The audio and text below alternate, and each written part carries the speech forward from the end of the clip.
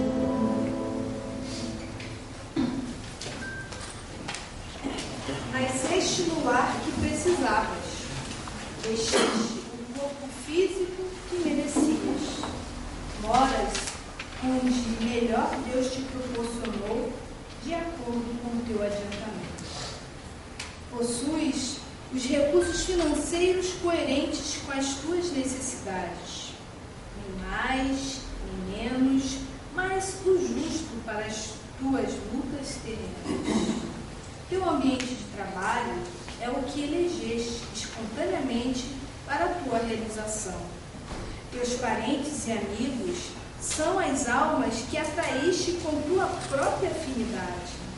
Portanto, teu destino está constantemente sob teu controle. Tu escolhes, recolhes, eleges, atrais, buscas, expulsas, modificas tudo aquilo que te rodeia a existência. Teus pensamentos e vontades são a chave de teus atos e atitudes.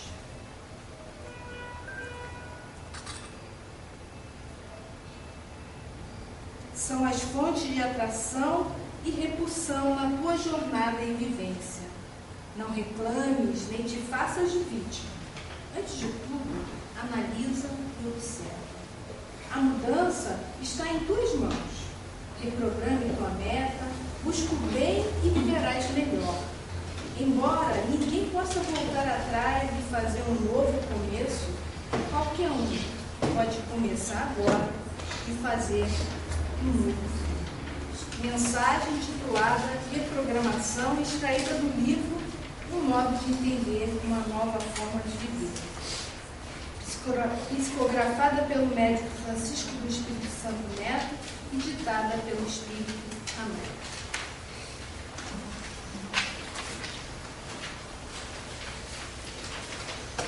Senhor Jesus, Mestre e Senhor de nossas almas, nós queremos, Jesus, antes de tudo, te agradecer pela oportunidade de estarmos aqui nesta tarde, Jesus, onde ouviremos falar do exemplo desse nosso grande companheiro, que com certeza para todos nós aqui presentes, encarnados e desencarnados, é um grande exemplo, é uma força, Jesus, que nós viemos buscar, porque nós, trabalhadores da tua seara, apesar de sermos ainda tão ignorantes, Jesus, tu nos permite trabalhar na tua lavoura. E nós necessitamos sempre, Jesus, do teu amparo, dos exemplos dos nossos irmãos superiores a nós, para que nós possamos ter a força que necessitamos, Jesus, para que nós muitas vezes esqueçamos de nós e sigamos, Jesus, divulgando a doutrina espírita, levando, Senhor, o teu evangelho para todos os companheiros que cruzam o nosso caminho.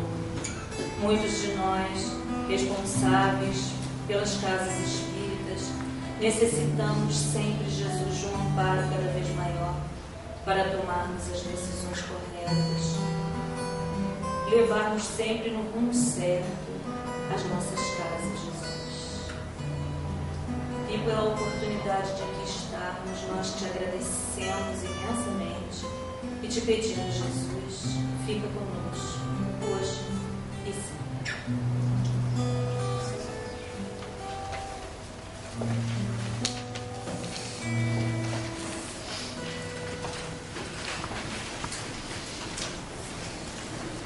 Boa tarde a todos. Que a paz do Mestre Jesus esteja presente em nossos corações. É uma responsabilidade muito grande fazer uma homenagem ao nosso querido Chico Xavier, mas de antemão sabemos de tantas homenagens que já foram feitas e apenas ao nosso singelo agradecimento ao trabalho e a tudo que ele deixou de exemplo para todos nós, tanto com a sua vida quanto com os livros que ele foi escrito. E o nosso tema é Chico Xavier, o Homem e o Mito. Como aqui o nosso espaço é um espaço do seu, um espaço de dirigentes, de trabalhadores, da diretoria das casas espíritas, nós não nos preocupamos, graças a Deus, com a questão de explicar passo a passo tudo o que aconteceu com a vida do Chico Xavier, porque a maioria já conhece até melhor do que eu, né? E apenas nós pegamos alguns trechos que ressaltam a importância e o trabalho que ele teve para poder fazer essa obra que ele manifestou aqui na Terra. E a ordem cronológica não está exatamente como, e sim, apenas nós pegamos algumas passagens para ressaltar a sua vida, tudo bem? Tá? Então, em 1910, nasce em 2 de abril Francisco Cândido Paula. Na verdade, Chico Xavier ele adotou depois. Em Pedro Leopoldo, o pai é João Cândido Xavier, operário, e a mãe Maria João de Deus, lavadeira. Em 1912, ele ganha um concurso na escola sobre a história do Brasil. Foi soprado por um espírito, já com 2 anos de idade. Ele já estava ali recebendo as informações, né? 2 anos de idade. 2 anos de idade acho que eu nem falava. Mas tudo bem. Em 1915, desencarna sua mãe. E em 29 de setembro, passa os cuidados da madrinha, Maria Rita de Cássia, uma pessoa desequilibrada, e iniciavam 2 anos de sofrimento de surras diárias, agressões com garfos, fome, e os primeiros contatos mediúnicos com a sua mãe. Então, ele com 5 anos de idade, ele passou aquela situação toda que a gente já conhece, de humilhação, a barriga dele era cheia de perfurações de garfo, essas coisas todas, porque a pessoa que estava ali para cuidar dele passava por problemas de desequilíbrio. Em 1917, o pai casa pela 2ª vez. E Chico e os irmãos, né, distribuídos em várias famílias, retornam ao lar sob o amparo da bondosa madrasta Cidade Batista. Foram momentos de muita paz que ele pôde viver ali, depois de tantos tormentos que ele tinha passado. Inicia o curso primário e começa a trabalhar das 15 até 1h da madrugada, como aprendiz numa fábrica de tecido. Interessante que a vida dele já, quer dizer, com 9 anos de idade já estava trabalhando. E ele sempre teve dificuldades, grandes dificuldades. Principalmente na sua infância. A gente sabe que os problemas que a gente traz, né, da infância, isso é muito forte. E ele, quando ele passava todas aquelas dificuldades lá com a Rita de Cássia, ele ficava muito triste, muito choroso, mas ele sempre ouvia a sua mãe que vinha e dava os conselhos, amparava ele, mesmo em espírito, como ele tinha essa capacidade, a mãe dele sempre dava algumas mensagens para ele. Ah, mãezinha, estou sentindo muito a sua falta. A madrinha não é boa igual a senhora, não, ela é má. Não fala isso, meu filhinho. Sua madrinha está me fazendo um grande favor, viu?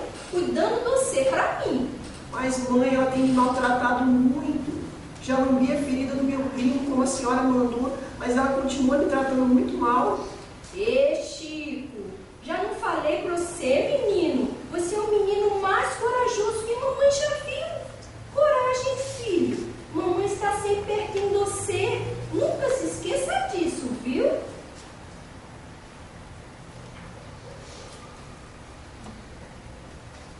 Em 1923, ele concluiu o primário, o 4º ano, e parou por aí. Por orientação do médico, adoentado sai da fábrica para trabalhar no armazém em jornada mais amena. Em 1927, desencarna na cidade. Em 1928, inicia sua participação numa sessão de desobsessão como médium. A partir daí, ele começa a ter contato com o espiritismo e vai para uma reunião mediúnica e, como ele já manifestava, já ouvia, já via espírito desde os 2 anos de idade, para ele foi bem mais fácil. Em 1931 aparece o Hermano Manuel da Nóbrega. Hermano Manuel era como ele assinava, e depois de Hermano Manuel ele passou a botar só E. Manuel, que depois de um tempo virou Emmanuel, né? desculpa. Melhorou? Melhorou? Tá bom. E que seria o seu guia. Então, o nosso querido Chico Xavier tinha 21 anos quando Emmanuel apareceu para ele. E aí, disse que tinha uma missão a desempenhar com ele e recomendou, não é isso? Uma coisa muito importante, que eram 3 coisas bem importantes, que todo mundo já lembra. Qual é? Exatamente. Disciplina, disciplina, disciplina. E a disciplina foi o ponto em que ele se manteve em toda a sua vida. E exatamente por causa dessa disciplina é que ele alcançou todos os números que ele deveria alcançar.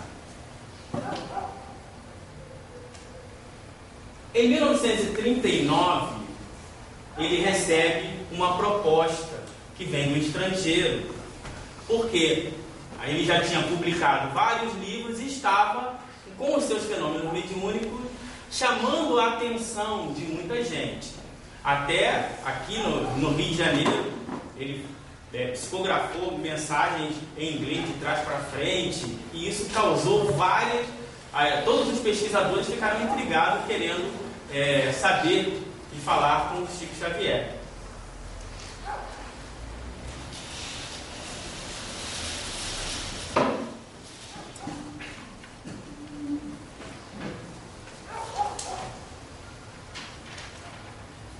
E sim, mãezinha, vejo a senhora quando se tranca em seu quarto, examinando as velhas fotos escondidas que ninguém mais vê.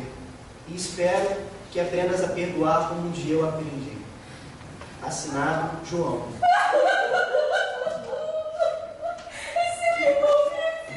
Eu não lhe disse, mamãe, que meu irmão estava vivo. Seu Chico, eu precisava disso. O senhor é um santo, seu Chico. Muito obrigada.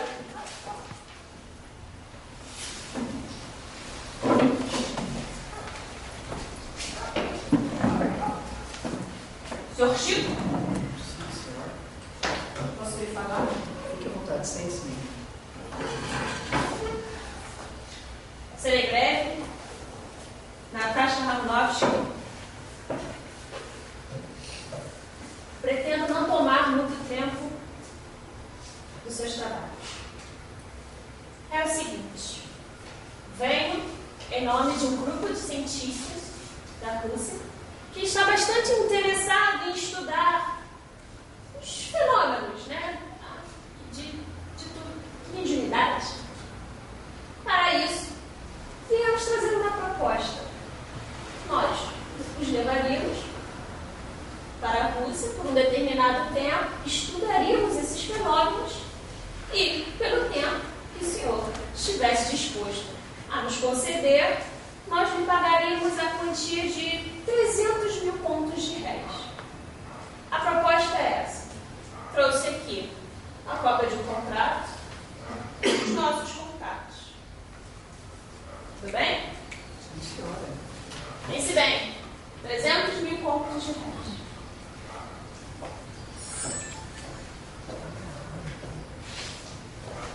Puxa, 300 mil contos de réis. Daria para construir 50 casas populares. Ainda tem a prestação desse chapéu novo, ainda faltam 7. Chico, se você quiser, pode ir. Eu fico. A sua missão é formar leitores e livros. Formar leitores é suportar as exigências sem censura. Formar livros é esquecer-se de você.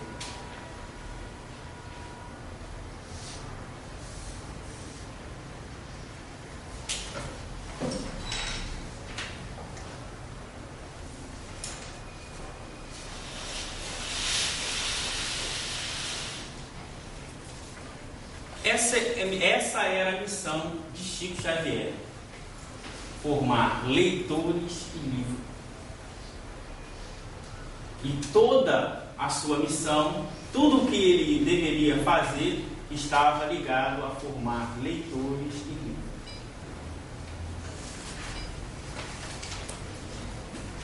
Chico Xavier trabalhava de forma braçal de 7 até 8 horas da noite. Depois ia para o centro, né? Recebia lá seu salário de 40 mil réis e recebeu uma proposta de 300 mil contos de réis.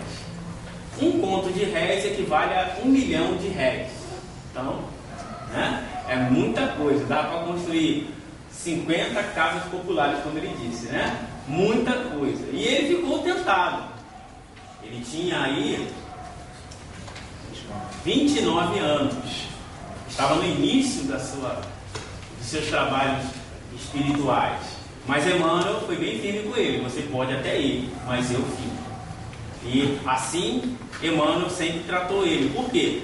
Porque a obra que ele se destinava a receber deveria estar ligada também com a conduta que ele deveria ter. Então Emmanuel falou, você pode até ir, mas eu fico. Emmanuel, nessa tarefa de educar também da forma espiritual, como ele só tinha até o 4º ano primário, o Emmanuel ensinava ele português, ensinava ele tudo aquilo que ele deveria aprender intelectualmente e também na sua conduta, o próprio Emmanuel ensinava, porque era um educador de outras encarnações. Emmanuel fiscalizava não só as palavras ditas por Chico, como também, principalmente, as escritas. Vetava sem piedade ideias impróprias. Até Humberto de Campos sofreu a censura espiritual. Acontecia de, às vezes, o Chico, como tinha esse espírito materno, ele recebia os espíritos e os espíritos davam comunicação. Mas,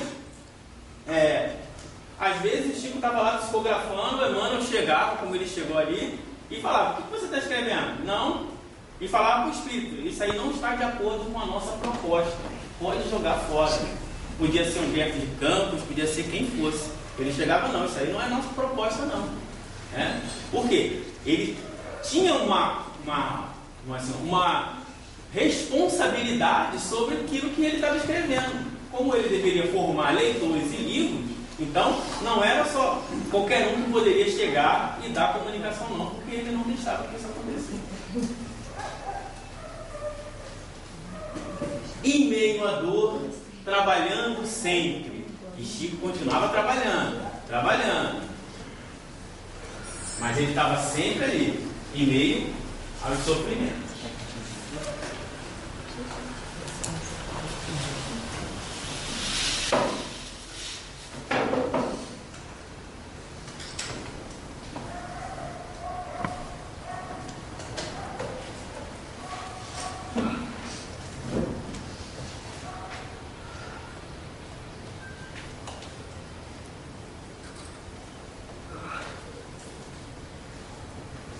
Eu não aguento mais essa vista.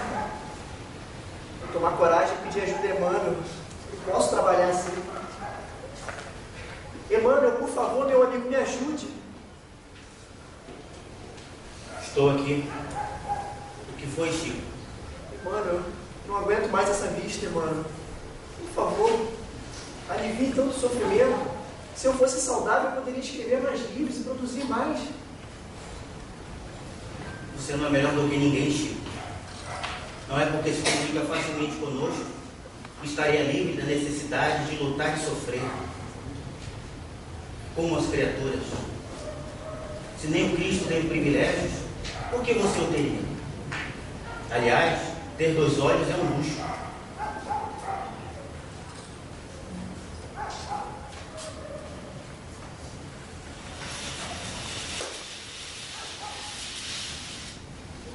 Geralmente, quando nós nos relacionamos com a questão da mediunidade, da espiritualidade, a gente sempre acha que o médium é um privilegiado, que ele está isento dos problemas da vida, que está isento de todas as dificuldades. Ao contrário, ele tem um meio maior de avançar, mas ele faz parte também do mundo e ele sofre as coisas que ele deveria sofrer. E isso é muito importante, porque toda essa disciplina que Chico Xavier estava submetido ele foi forjando o seu caráter. Porque você está com uma dificuldade e as pessoas falando, né? Geralmente é assim: poxa, mas você recebe Bezerra de Menezes, você recebe fulano de tal que cura todo mundo, por que ele não te cura? Não é assim? Imagina a gente trabalhando, indo para casa espírita, e aí está com uma dificuldade e alguém chega e fala: poxa, mas você não sai daquele centro espírita e os espíritos não te ajudam? Isso é importante, porque a gente fraqueja. Ele estava numa dor horrível, os olhos dele pareciam como se tivesse terra, e ele trabalhava de 7 da manhã até 8 da noite, ia para o centro, psicografava, revisava, depois datilografava tudo. Tinha que reunir, não tinha secretário, nessa época ele não tinha secretário, tudo isso, e a vista ardendo, e a luz de vela, porque não tinha telefone, não tinha computador, Word, não tinha nada disso, era tudo na mão. E aí nós perguntamos: Chico Xavier foi um santo? Primeira reflexão que a gente deve fazer.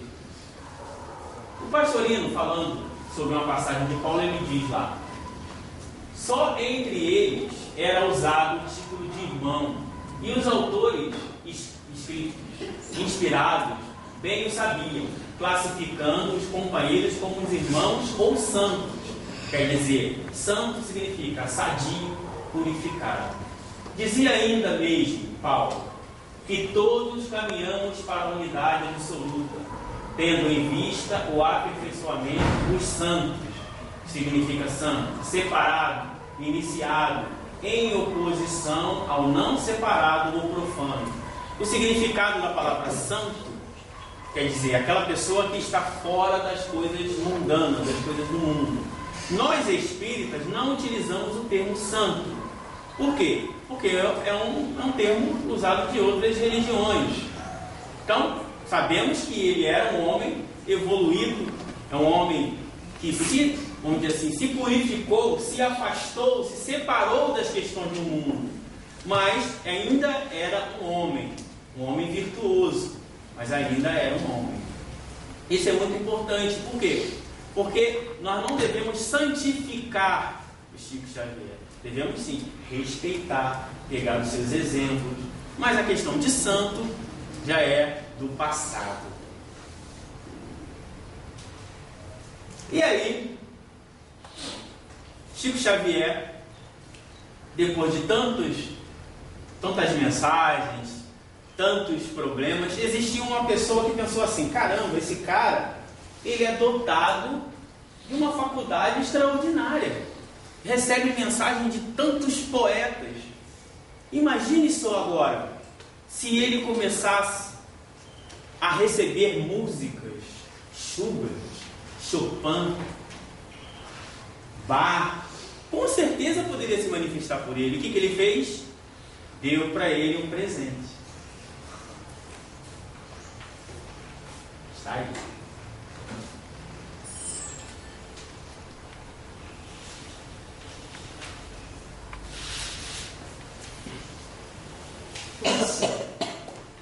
Esse presente maravilhoso.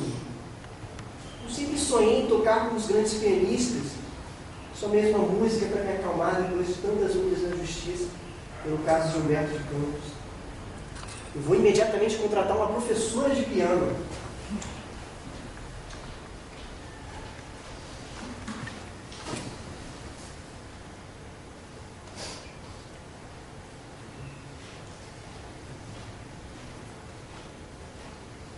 Ô irmãos, acomodem-se. Só estou aguardando a professora de piano. Não, Valentina! Vamos sim! Esse homem é um santo! Ele vai te curar! Filha, você precisa ir! Você vai?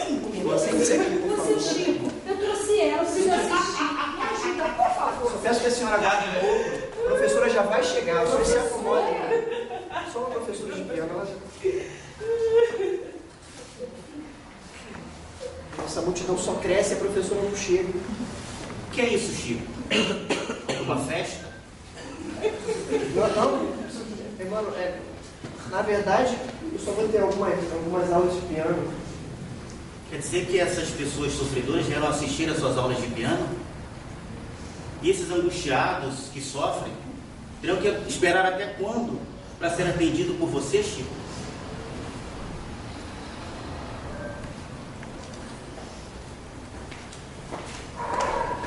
Olá, senhor Chico. Prazer. Sou sua professora de piano. Vamos à nossa primeira aula? Na verdade, eu preciso trabalhar agora. Ué, Chico, mas você sempre sonhou com o seu piano, tocar lindas sinfonias. Não tem como você dividir o seu trabalho com as aulas? Na verdade, eu estou muito sem tempo agora mesmo, mas eu agradeço a senhora. Vá com Jesus. Tudo bem, mas quando você quiser, pode me chamar.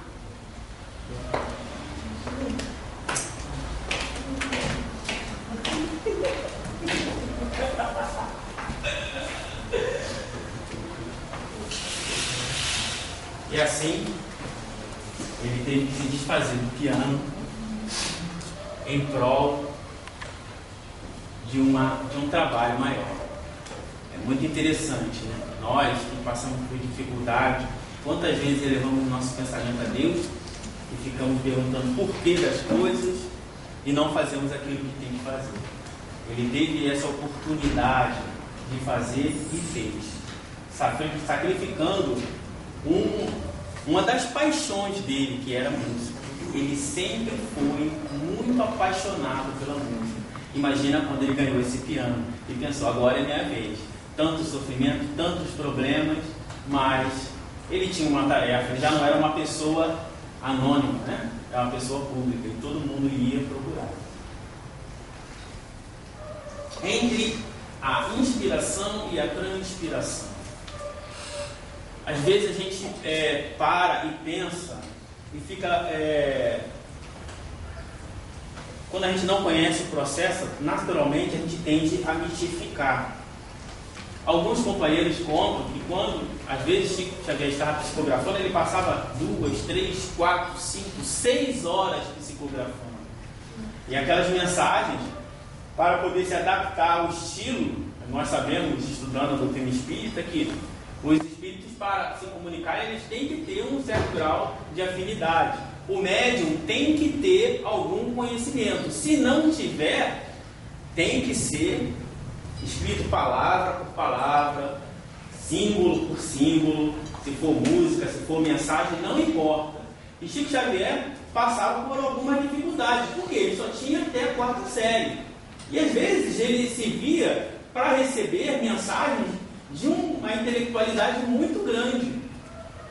E as pessoas falam, mas isso aí, geralmente é assim, quando aparece um espírita na casa, no centro, e aí aquela pessoa chega no centro, começa a estudar. Primeira semana lê o livro dos espíritos, lê o livro dos médiuns, lê codificação, relê, estuda, pega outras obras. Aí em 6 meses aquela pessoa está com conhecimento. Aí a pessoa geralmente fala assim, isso aí aprendeu na outra encarnação, ele foi espírita, né? A gente nunca reconhece o trabalho, a disciplina, que a gente gasta mais tempo com a diversão do que com aquilo que a gente vem buscar. Ele tinha sua inspiração, mas ele também transpirava muito. E algumas mensagens que ele recebia era de uma dificuldade muito grande. E eu poderia chegar e falar, Jorge, essa é a sua opinião. Geralmente quando nós buscamos falar, principalmente sobre Chico Xavier e Emmanuel, eu poderia dizer, eu acho isso, eu acho aquilo. O mais importante é pegar o que eles falaram. O que eles falaram deles mesmos é que os colocam em situação para poder dizer. Então, nós vamos ter um relato agora, um momento histórico, e José Herculano Pires fazendo uma pergunta para Chico Xavier sobre um livro de autoconhecimento técnico que é o Evolução em 2 Mundos e o Mecanismo da Mediunidade.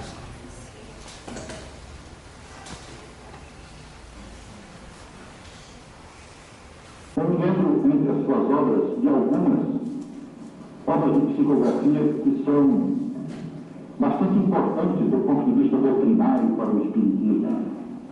Por exemplo, Evolução em Dois Mundos. Me lembro que esse livro foi escrito psicograficamente por você e pelo Dr. Valdo Vieira. Na ocasião, você morava, se não me engano, em Pedro Leopoldo, e o Dr. Valdo Vieira em Uberaba. Os capítulos foram dados a vocês dois pelo mesmo autor espiritual que André Luiz, sendo que você não sabia qual o capítulo que o Paulo havia recebido e vice-versa. Bom, eu gostaria que você dissesse alguma coisa sobre isso. Mas queria lembrar também Mecanismos da Mediunidade, que me parece um livro dotado de tanta informação científica atual dos nossos tempos e relacionando todas as conquistas da técnica atual com os problemas mediúnicos, que eu creio que você nunca teve oportunidade de ter conhecimento pessoalmente a respeito desses assuntos. Eu gostaria que você nos dissesse alguma coisa sobre esses dois livros. O que eu posso dizer é que eu tenho a maior dificuldade para compreender esses dois livros, porque eles são baseados numa linguagem quase que inacessível à minha capacidade de entendimento, porque eles foram recebidos nas condições em que o nosso caro amigo professor Herculano Pires menciona, mas é o caso da mediunidade psicográfica. Eu não posso emitir juízo algum, porque o livro é mais para técnicos, em matéria de evolução e em matéria de comunicações neste mundo mesmo. Não posso emitir julgamento nenhum, porque não estou à altura. Para isso eu precisaria ter de mim mesmo uma diplomação acadêmica para que o Espírito de Emmanuel me encontrasse em mim recurso. Como eu não pediria a você julgamento, eu queria que você nos dissesse alguma coisa sobre a maneira por que eles foram escritos, de que maneira você recebeu, qual foi a motivação para que esta Evolução em Dois Mundos, que é um livro que coloca o problema da evolução dentro do espiritismo, relacionando o processo evolutivo no mundo material e no mundo espiritual, é um livro de profundo esclarecimento do problema evolutivo. E Mecanismos da Mediunidade, porque é um livro que traz um acréscimo enorme aos nossos conhecimentos possíveis no campo mediúnico. Eu gostaria que você dissesse quais foram as motivações, qual foi o seu trabalho nesse campo, o que você sentia quando escrevia, coisas assim. Eu sentia, naturalmente, um grande prazer em ser instruído daquelas páginas, o quanto eu não as entendesse muito bem, remitia diretamente pelo correio ao companheiro que partilhava comigo da mesma experiência em 2 dias convencionados da semana. Então ele também me dava para Pedro Leopoldo, eu lia o que ele havia recebido, em inglês que eu havia recebido, e ele continuou até o fim.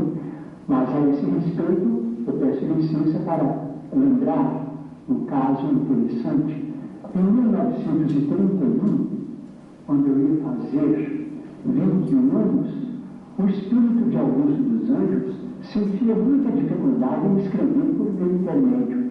Nesse tempo, eu trabalhava no armazém. Nesse armazém, me dava também serviço para cuidar de uma horta muito grande, com plantações de alho, porque o alho, na região em que eu nasci, é um fator econômico de muita importância. Então, depois das 6 da tarde, para mim era um prazer ir para fazer a rega dos canteiros de alho, e os espíritos começaram a conversar comigo. Eu achava muito prazer naquelas horas, porque eu me isolava de todo o serviço do armazém para ficar plenamente à disposição dos espíritos amigos. Então ele começou a editar uma poesia que está no cartaz de leitura, o primeiro livro da nossa mediunidade. Essa poesia se chama Vozes de uma Sombra. Ele começou a falar com aquelas palavras maravilhosas, muito técnicas. Eu, congregador, não me custava compreender. E ele falava que gostava de escrever no campo, e que aquela era uma hora em que ele queria editar. para que eu ouvisse, para me poder compreender na hora de escrever, porque muitas vezes escrevo também como médium ouvinte. Então eu senti aquela dificuldade. Então ele falou assim comigo: olha, você quer saber de uma coisa? Eu vou escrever o que eu puder, mas a sua cabeça não aguenta isso. A poesia estava no livro, mas só quem pôde. Mas era muito mais, era uma beleza. Ele falava de fótons, de coisas, de mundos, galáxias. E eu quem era eu para entender quem estava voando com planejado. Antes de encerrar o outro.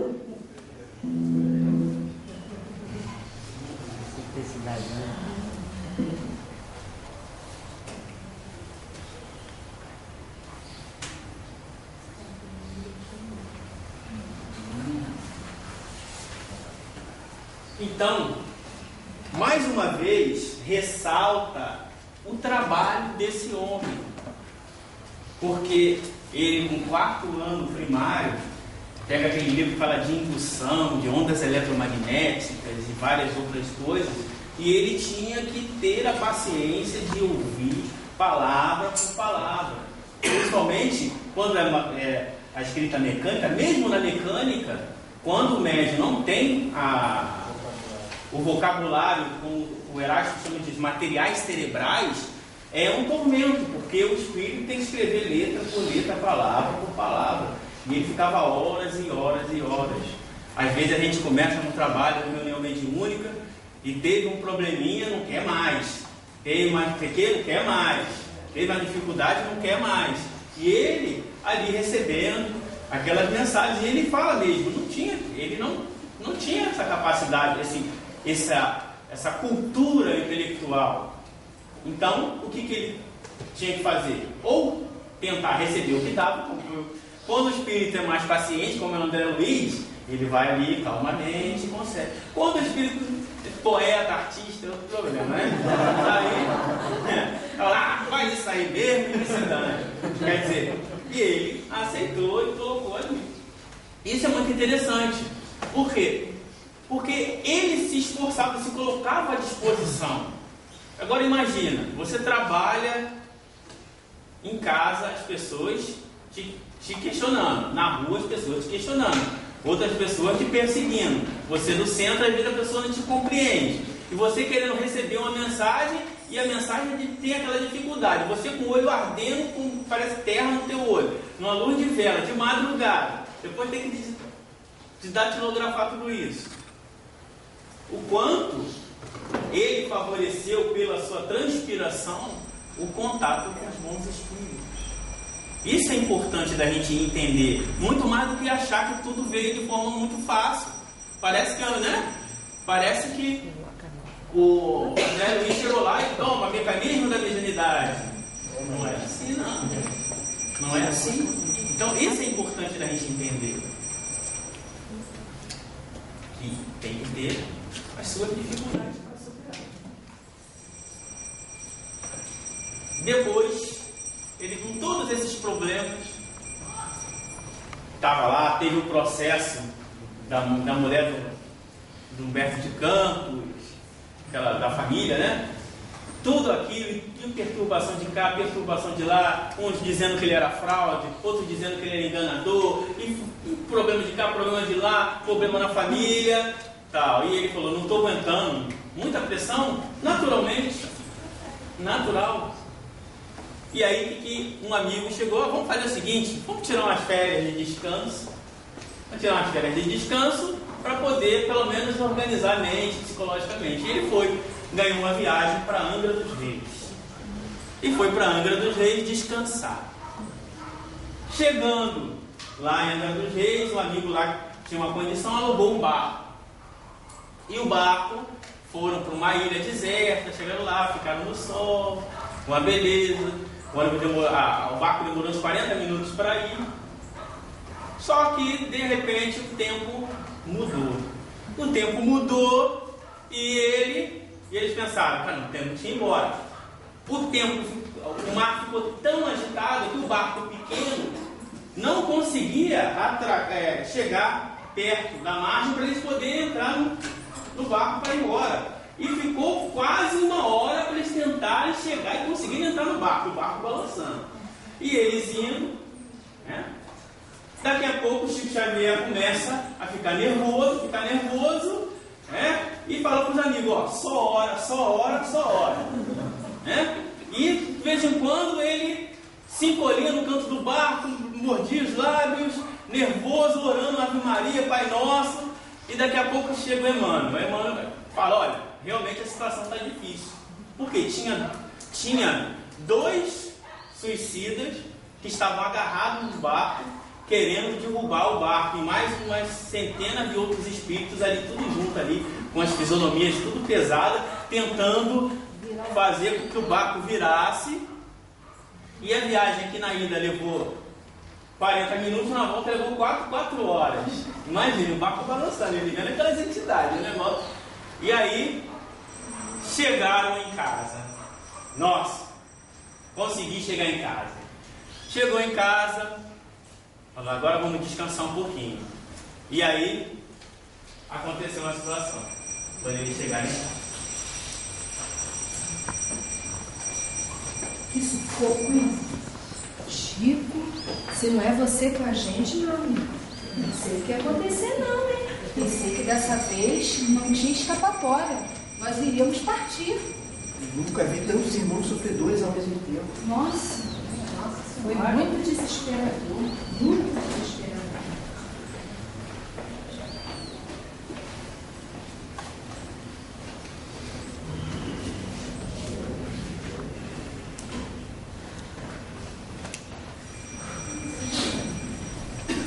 E aí, Chico? E o próximo livro? Já está preparando? Estamos chegando ao 100º livro, né? Mas muito trabalho aí. Tivemos um tempo de descanso.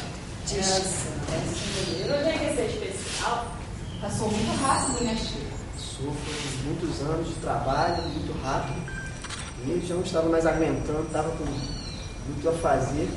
Então, graças a Deus, Deus permitiu alguns dias de descanso. Descanso é uma palavra que não existe muito no seu dicionário, né, meu amigo? Nós podemos aproveitar o momento, inclusive, para fazer uma prece para nos recolhermos. Claro. Então, espíritos amigos, agradecemos a oportunidade que tivemos. Meus irmãos, roguemos a Jesus o amparo às nossas necessidades. Devemos estar imediatamente preparados para a tarefa assistencial e de enfermagem. Que os bons amigos nos amparem.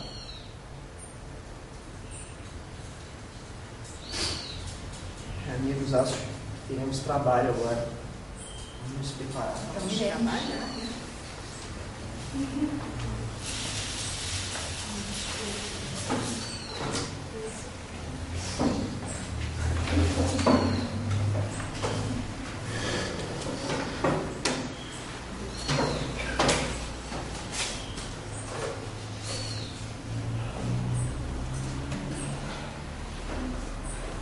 Atirem! Atirem, não recuem! Não desistam! Ah, Napoleão! Pensei que eras mais que conquistador! Não, não recuem, não recuem! Irmão querido, sinta a paz dos servidores. Estamos aqui, amados, te recebendo com todo o nosso afeto. Procure a tranquilidade e sentir a desamparo que temos a oferecer. Não, não aguento, não.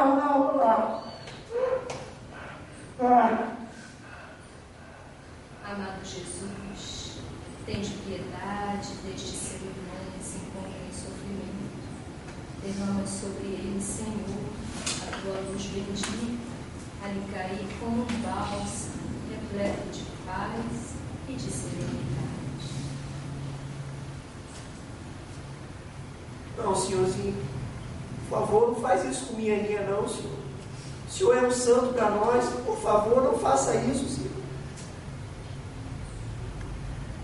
Tranquilize o seu coração. Uma irmã muito querida sua que se encontra e farei parte com ela e dar o amparo e o sustento que tanto necessitas.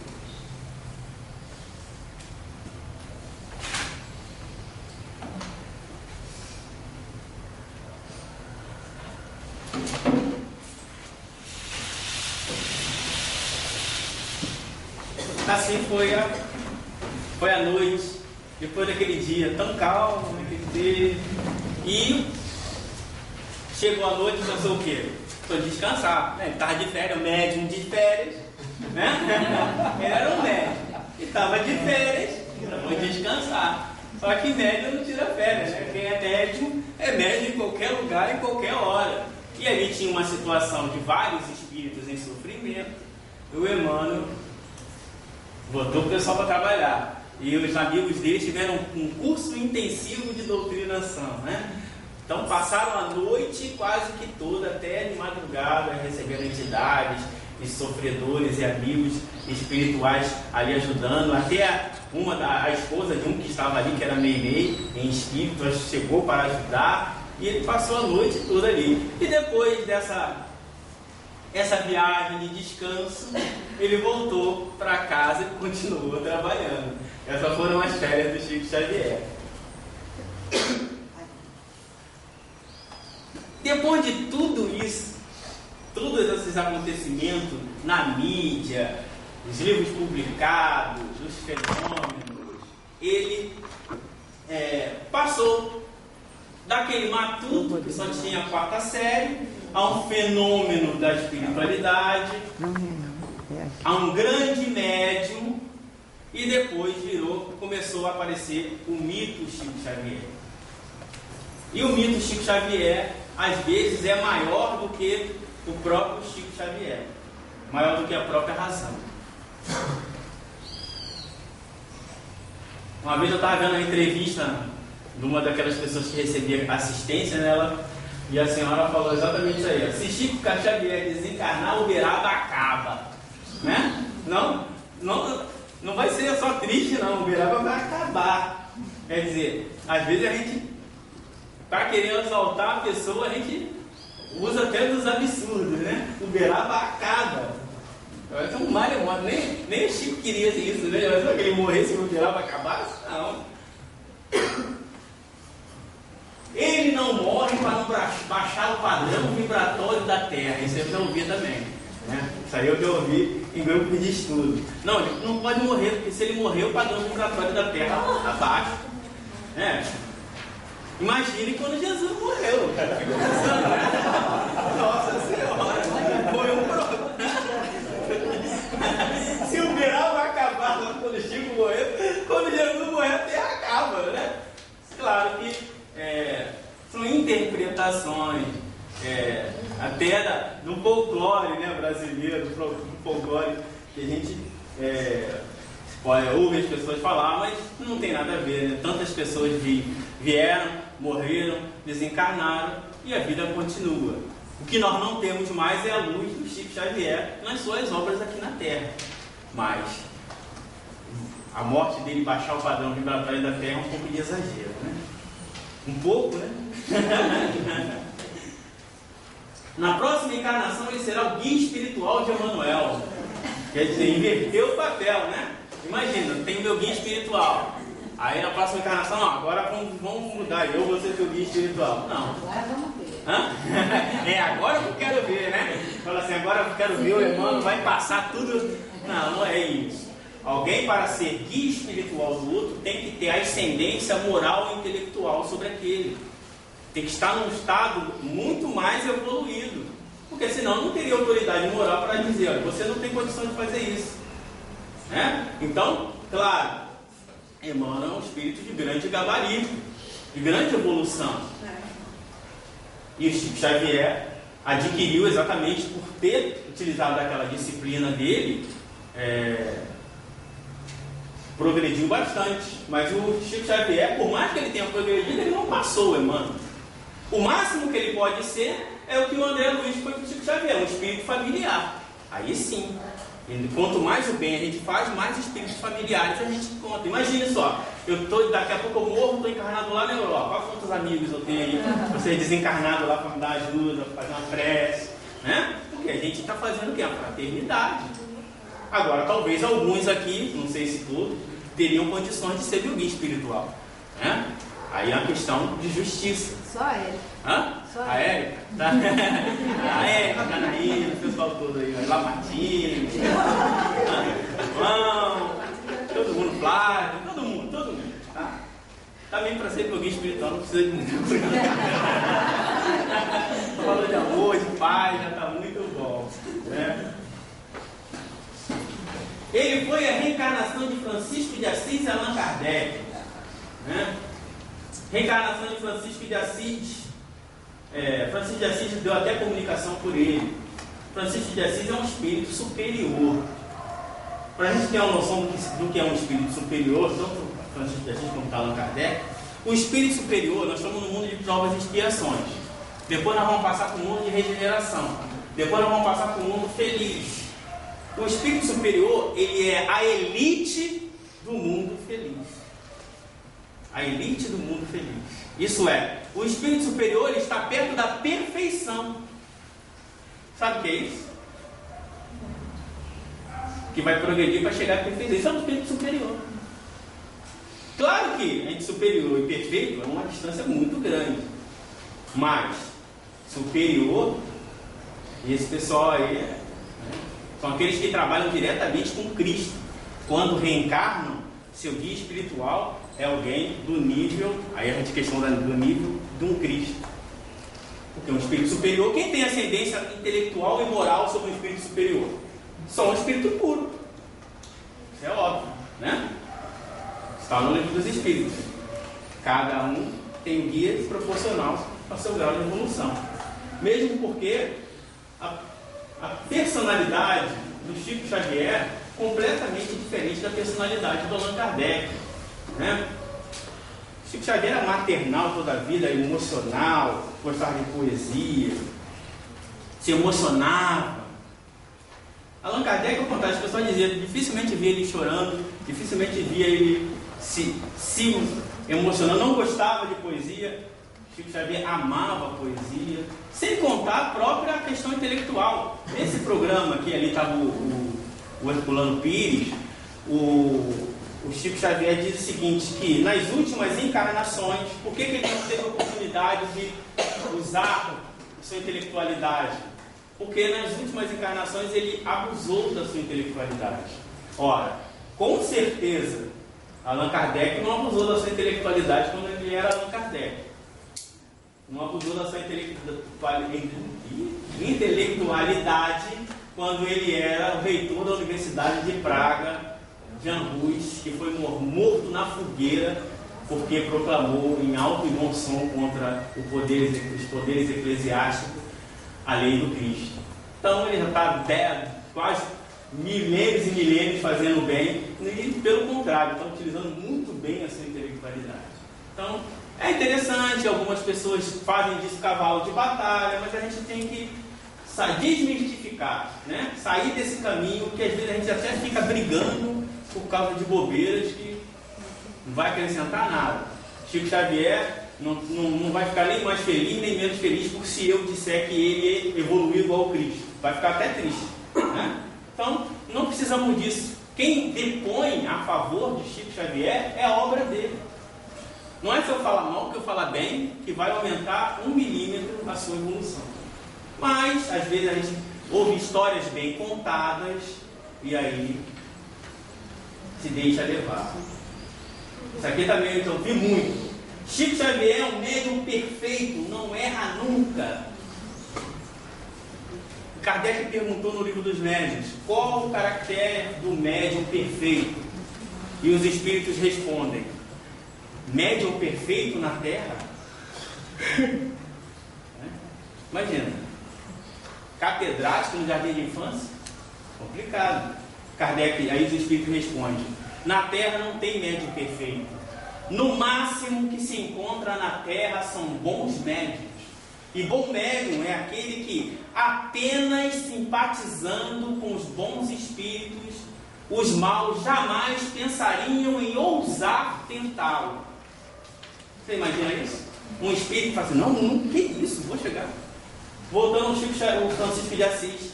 Francisco de Assis estava lá nas suas meditações, daqui a pouco ele se vê envolvido por um grupo de espíritos que a sexualidade é mais aflorada a influenciá-lo. Francisco de Assis. Quer dizer, o bom médium é aquele que os espíritos jamais ousariam pensar nisso. Um caso que temos é de um homem que viveu um tempo atrás, que ele estava andando, e aí os espíritos disseram: ó homem de Nazaré, que vieste a nos tentar antes da hora. Isso sim. Os espíritos é que corriam dele. Não, mas a gente estava aqui, você veio para cá? Né? Que vieste a nos tentar antes da hora. O espírito fala para Jesus. Né? Poxa, você está lá em Jerusalém, está aqui. Agora você vem para cá e vai ter que sair para lá. É diferente. Então não existe médium perfeito. E aí continuam os espíritos. Médium perfeito é aquele que foi enganado menos vezes. Isso é muito confortador, eu acho. Médium perfeito é aquele que foi enganado menos vezes. Então, quem é que é médium? Já deve ter sido enganado alguma vez. Certo? E é isso. E aí a gente não fica cobrando perfeição.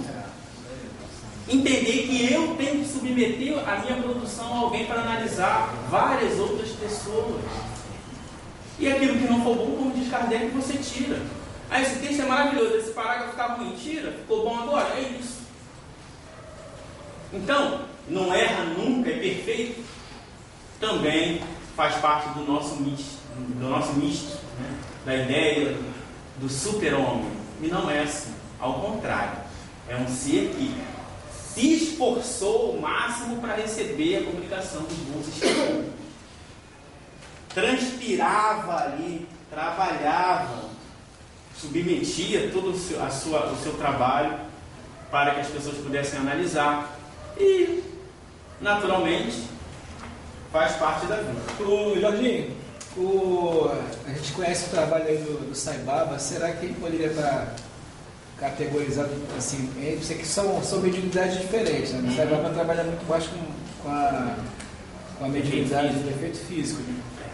A questão da mediunidade de efeito, se a mediunidade dos efeitos intelectuais, a gente, como diz, a gente é muito enganado, a mediunidade de efeito físico, geralmente, a grande maioria, a grande esmagadora maioria, sempre cai em questão de fraude. Porque você não é facultativo, as pessoas estão ali te esperando e daqui a pouco você se vê obrigado a tentar mostrar o que não tem, e às vezes, se você tiver algum mérito, de repente eles te tiram de campo. Se não tiver, você pode se complicar mais. Mas do ponto de vista, eu já vi alguns vídeos que tentam mostrar que ele fraudou ali, aquilo, mas eu não estudei, eu não posso falar. Né? Então não vou chegar aqui e dizer que ele é um grande médium ou um grande fraudador, eu não sei, está distante. As pessoas veneram porque todo alguém que tem um contato além do natural é visto como uma pessoa grandiosa. O caso espírita é assim. Eu já tive essa oportunidade. Tinha uma pessoa que ela tinha uma visão lá. E quando alguém contrariava ela já... cacete, o que está me contrariando? Né? E a gente... Você não sabe, né? Se a gente é culpado do nosso passado, está aí. Alguém diz que tem um espírito me influenciando, você... Caramba, é mesmo. Aí vai se submeter. Então, porque a gente... É natural essa questão do fenômeno. Mas eu não vou dizer que ele... Sabe? Eu não vou emitir opinião. Ok? Quem quiser, busca aí na internet, tem no YouTube, vai. Tem uma palestra do Divaldo que parece que ele observou lá a áurea, né, deles, que era uma coisa gigantesca, alguma coisa tipo assim. Isso aí, essa questão também é muito relativo, porque se você tem um instrumento que mede a áurea de alguém, tá? Do Divaldo, mas ele não falou assim nada que é excepcional, não. Ele falou das qualidades que ele tinha, né? Realmente aparece ele andando, ele parece que o pé dele tem rodinha, ele quase não toca o pé no chão, entendeu? E Chico falou da capacidade que ele tem de realmente fazer. Mas o Divaldo não falou assim, falando assim como se fosse alguma coisa fora daquilo que a gente conhece já. Entendeu? E é isso, médium de efeito físico existe. Nós sabemos o que é capaz o médium de efeito físico quando manipulado pelas entidades superiores, pelo bom espírito. É aquilo que hoje se fala, vai ficar no convento, rezando, meditando, né, em contato com o sofrimento. ele não tem esse contato, né? Ele é uma pessoa que vive mais ou menos aí é a minha opinião, ele vive dentro do contexto, né? Foge um pouco do nosso objetivo, né? Depois de tanto problema, depois de tudo isso que a gente já viu, as pessoas perturbando, problema, a casa dele, todo mundo, as pessoas querendo entrar pela janela e aquela fila imensa. Uma senhora falou, poxa, ele está com esse rapaz, ele está sofrendo demais. Então vamos dar um remédio para ele.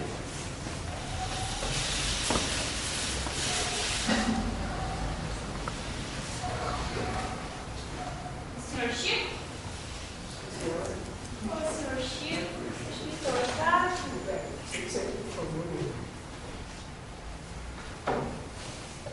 Senhor Chico, tem notado que o senhor anda muito cansado. Um homem tão bom como o senhor está aqui trabalhando dia e noite em prol da gente. Então eu vim oferecer minha mão amiga. Vim aqui ajudar o senhor a se suicidar. Ó, o frasquinho é pequeno, mas o efeito é pra tudo. Eu prefiro viver até o final. Mas, Chico, do jeito que o senhor é bom, o senhor vai ser recebido com a glória do Senhor, com os anjos aqui para te receber? Não.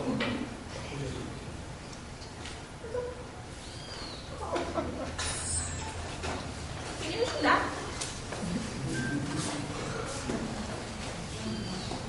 Chico, meu irmão, tem um assunto muito sério para tratar com você. Tenho pensado há muito tempo, já conversei com toda a nossa família. E meu irmão, esse seu trabalho tem sido exaustivo para todos nós, Chico. A nossa casa é um entra e sai de gente, Chico. As pessoas nos incomodam até de madrugada, meu irmão. O meu marido, Pacheco, é católico. Ele não compreende esse seu trabalho, Chico. Ah, meu irmão, a nossa convivência tem se tornado insuportável. Eu só tenho uma solução. Ou você sai, ou sairemos todos nós.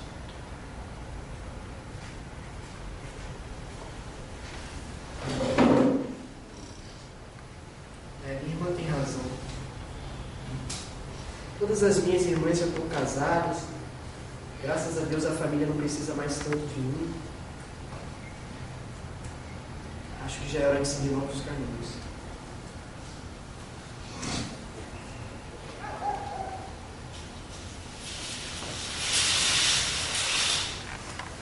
É assim, né? Que também, a gente olhando pelo lado da família, que não entende, né? É complicado. Às vezes a gente que está em casa, né? Ah, tem que ir no centro de novo. Eu já fui lá, a pessoa te liga, ó, quebrou, não sei o que, mas tem que ir lá de novo. Pra gente já é difícil. Imagina para quem não acredita.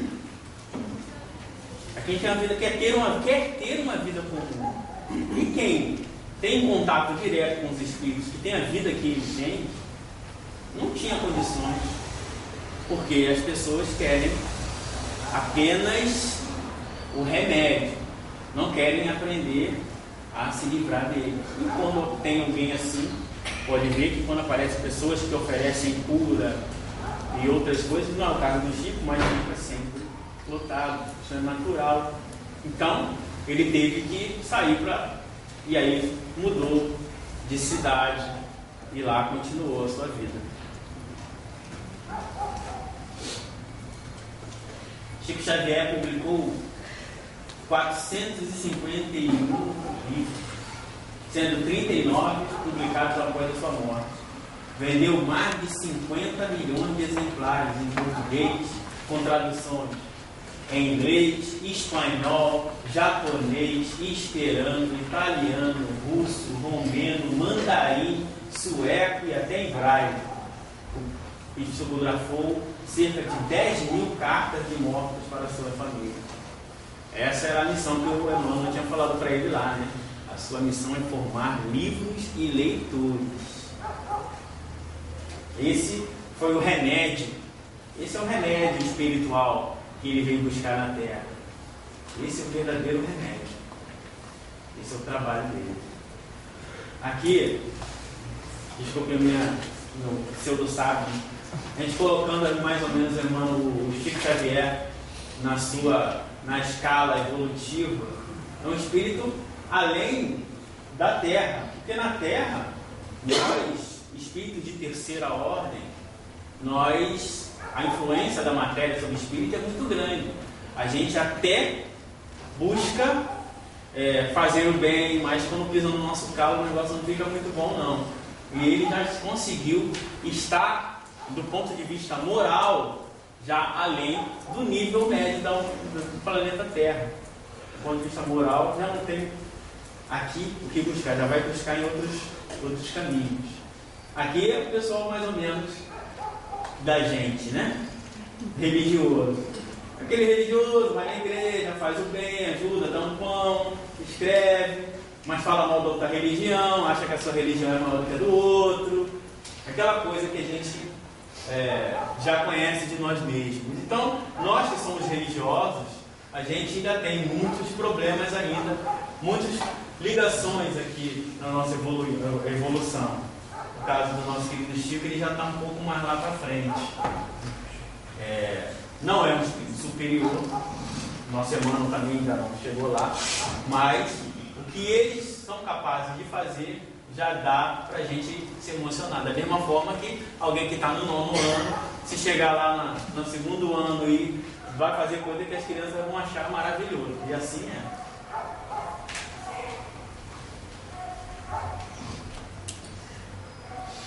Um homem de bem, Francisco Cândido Xavier, um homem de bem. O verdadeiro homem de bem é o que cumpre a lei de justiça, de amor e de caridade na sua maior pureza. Às vezes a gente é justo, às vezes a gente é amoroso, às vezes a gente é caridoso, mas às vezes, como diz um conhecido meu, ele fala assim, qual a diferença nossa para Jesus? A nossa diferença para Jesus é que nós fazemos, Jesus fazia a vontade de Deus e a gente faz a vontade de Deus às vezes. Essa é a única diferença, ele fazia sempre. Então, Kardec diz que ele cumpre, mas na sua maior pureza. O homem de bem está num estado superior de adiantamento moral, isso é, está num nível superior ao nível da terra moralmente. Isso é ser um homem de bem. Para pessoas comuns, um homem de bem é aquele que paga os impostos, cria seu filho, tem seu clube e morre. Paga seus impostos? Isso, paga seus impostos, não morre endividado, esse é um homem de bem.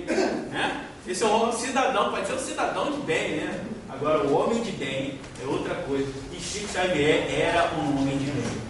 E ser um homem de bem não é coisa boa, foi coisa pouca. Quem já teve a oportunidade de ler no Evangelho segundo o Espiritismo os caracteres do homem de bem, compreende muito bem o que é isso. Chico Xavier era um profeta, disse todo enviado de Deus com a missão de instruir os homens e de lhes revelar as coisas ocultas e os mistérios da vida espiritual. Francisco Cândido Xavier fez isso? Sim ou não? Sim. Fez, né? Com certeza, era um profeta no sentido original da palavra, aquele que era um inspirado por Deus. Hoje em dia o significado de profeta ainda está a questão do fenômeno, aquele que prediz o futuro. Ele até conseguia predizer o futuro às vezes, mas como homem de bem, com a missão de instruir os homens e de elevar as coisas ocultas a respeito dos mistérios de Deus, isso ele cumpriu também. Então ele era um homem de bem também. Cristão verdadeiro. O verdadeiro cristão vê somente irmãos em seus semelhantes e não procura saber, antes de socorrer o necessitado, qual a sua crença, a sua opinião, seja sobre o que for. E exatamente esse era o caráter do nosso querido Chico Xavier. Ele fazia o bem a quem quer que seja, não importava a hora do dia, não importava o dia da semana, estava sempre solícito. Por isso que muitos médiuns que tinham a faculdade tão boa quanto a dele, não suportaram.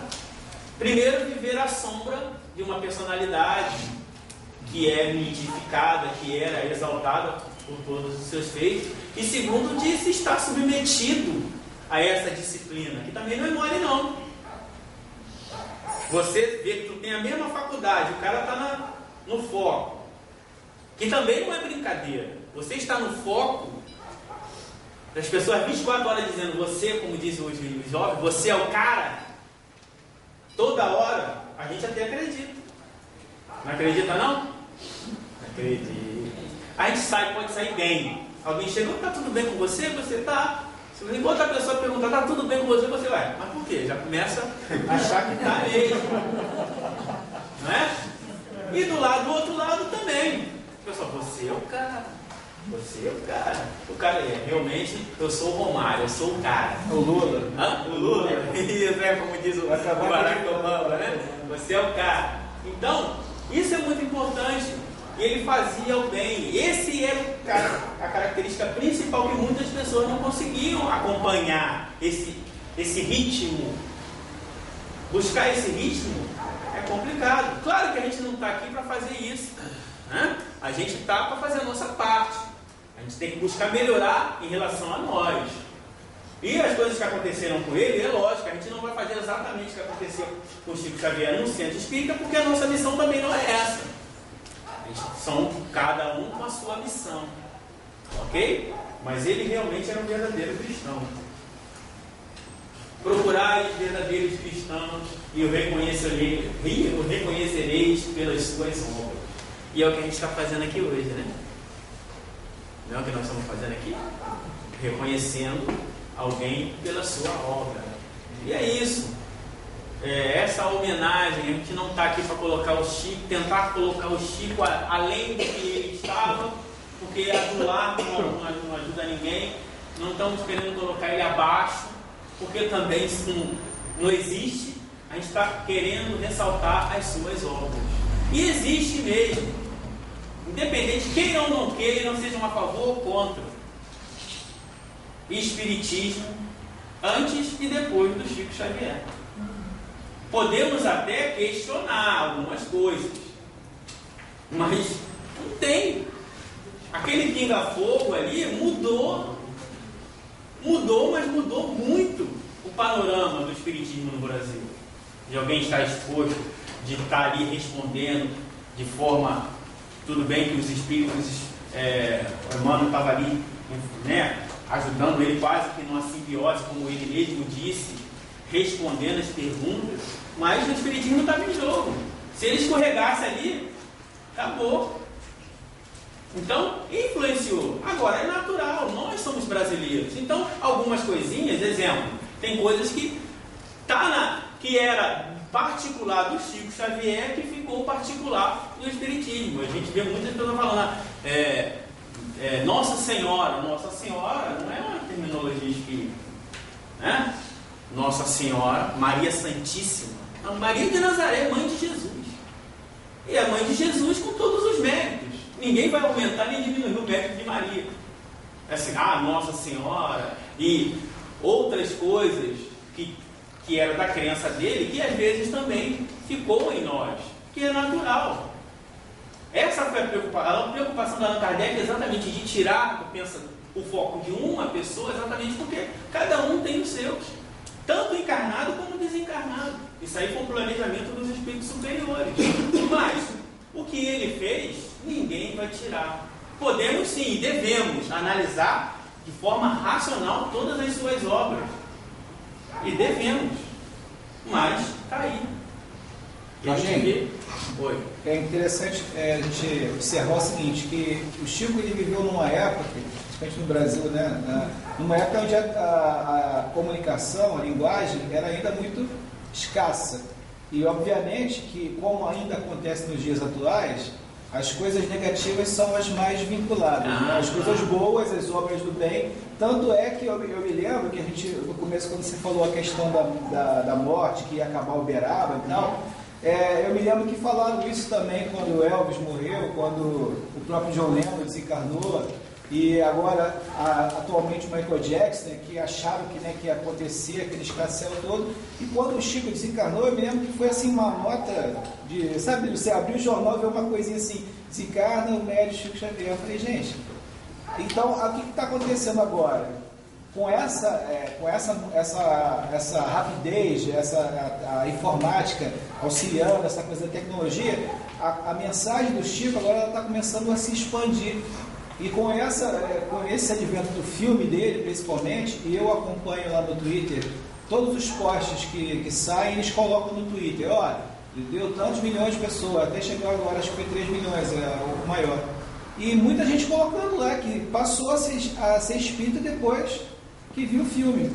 Nossa Casa Espírita, é claro, esse período agora depois do filme, a casa está lotada. Mas é isso. Então é isso que você está falando, tem realmente a ver. É o trabalho. E contra fato não há argumento. Esse filme agora dele que vai vir agora em setembro, o nosso lar, que é coisa, para mim vai ser assim, vai ser o marco, né? O ápice, né, em termos da divulgação do trabalho dele. Isso. A tendência, eu acho, foi feito um filme e poderia ser feito 3. Tem material para isso. E é isso mesmo. E a gente está aqui para isso. Esse é o nosso objetivo. Claro que a gente não pode perder o lado racional. Jorginho, queria só acrescentar aí a fala do companheiro.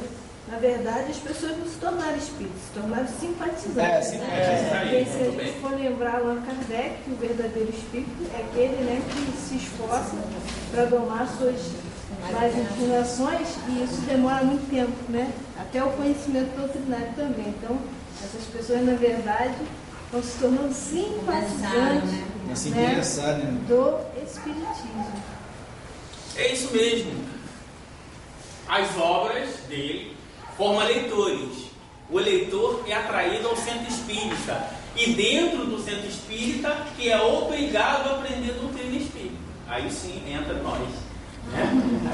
Aí que entra o nosso espaço de estar preparado para receber esse público.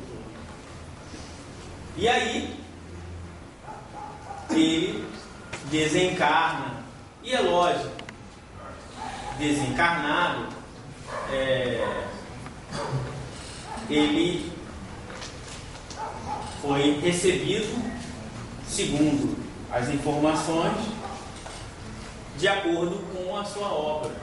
E as pessoas sempre dizem, mas Jesus está tão longe, Jesus está tão longe.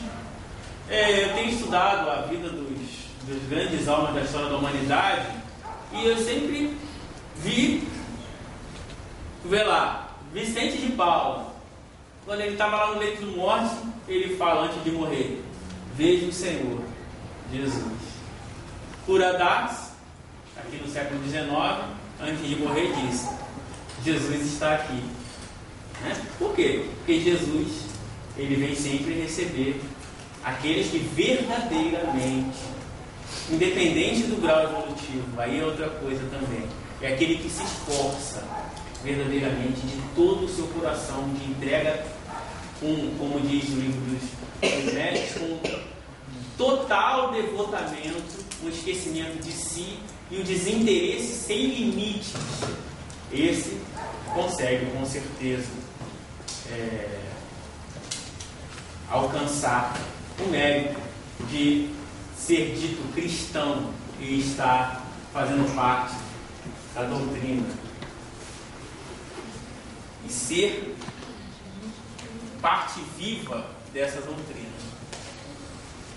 Vou pensar um videozinho aqui.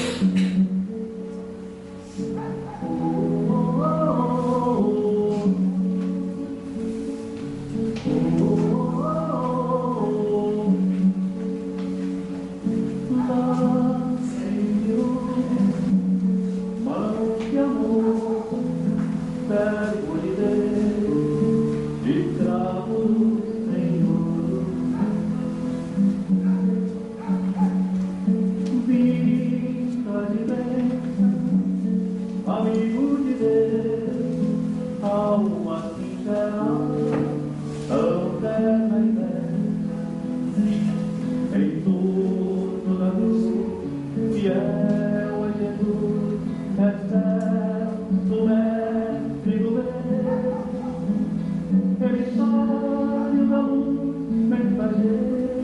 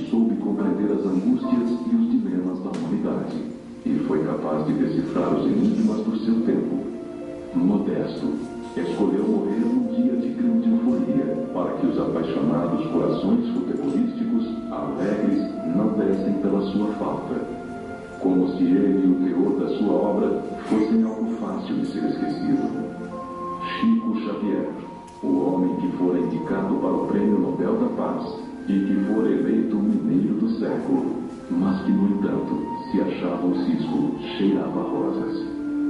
Que Deus o tenha, Chico, porque, resignados, nos obrigamos a compreender que os anjos também precisam de obreiros no céu. Que assim seja, amado, querido, estimado, sempre nosso Chico Xavier. E que o Instituto criado em seu nome, que é uma obra que veio para simbolizar a sua passagem aqui na Terra, seja sempre colocado acima de qualquer interesse pessoal. Que ele seja sempre entre nós motivo de alegria e de orgulho para os mineiros e nunca de desagregação, a fim de que todos possamos nos unir em torno de apenas um único objetivo: a paz, porque é ela, a paz, a verdadeira encarnação da face concreta do amor.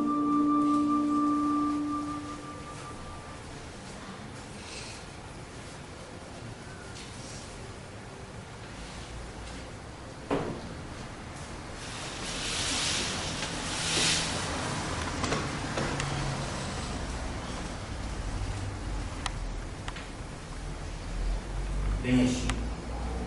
Chegou a sua hora.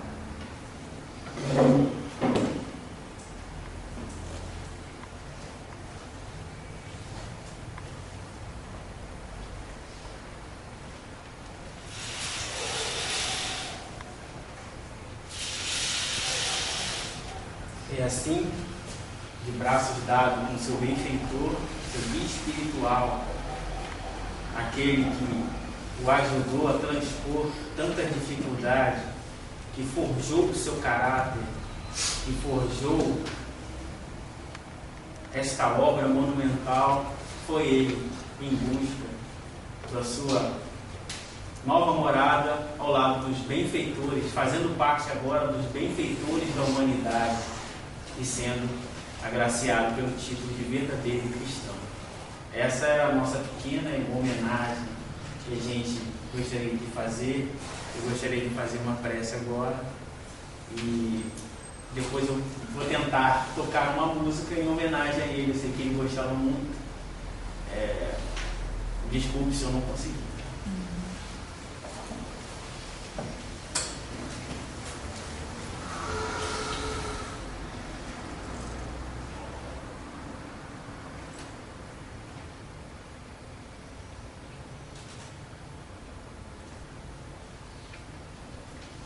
Meus filhos,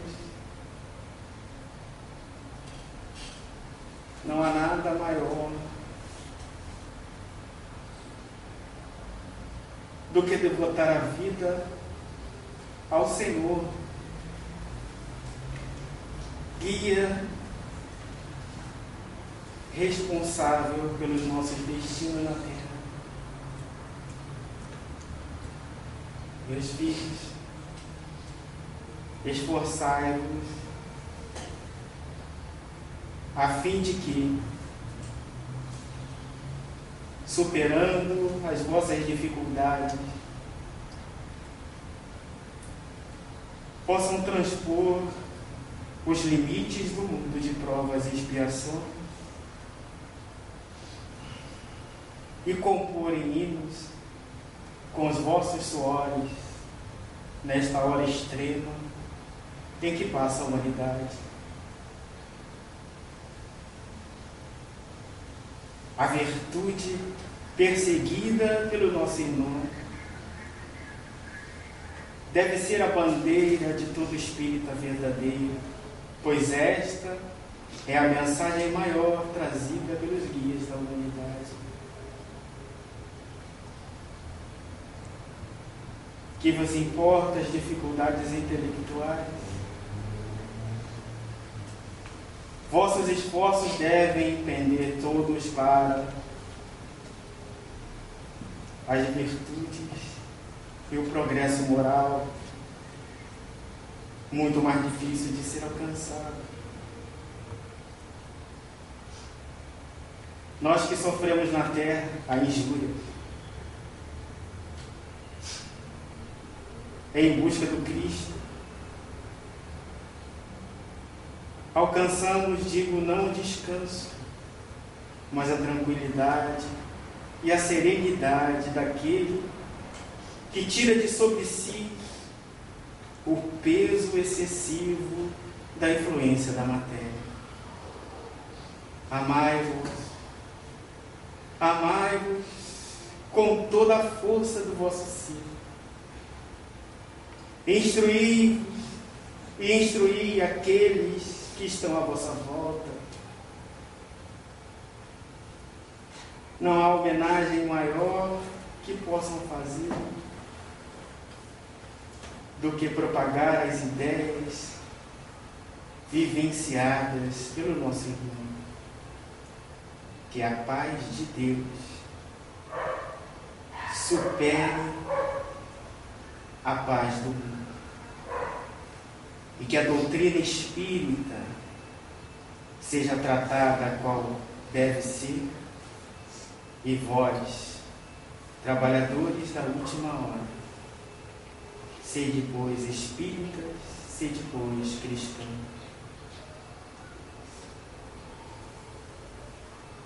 Que o vosso irmão João Vianney, que se esforçou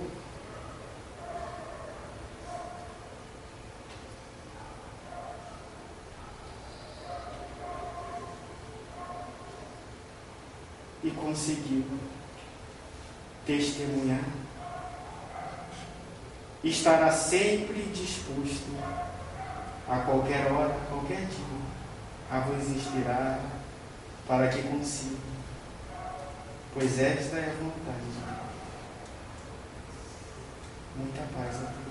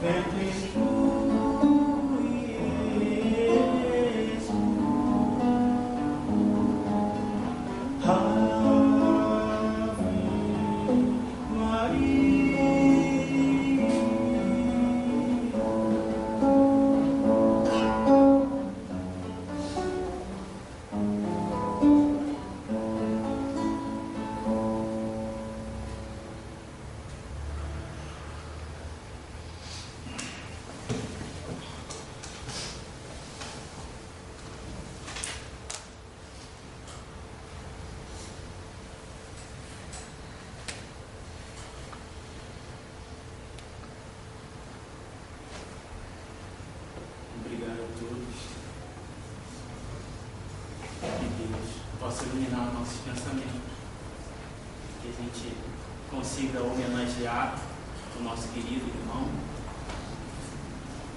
pelo resto das nossas vidas, pelo nosso esforço.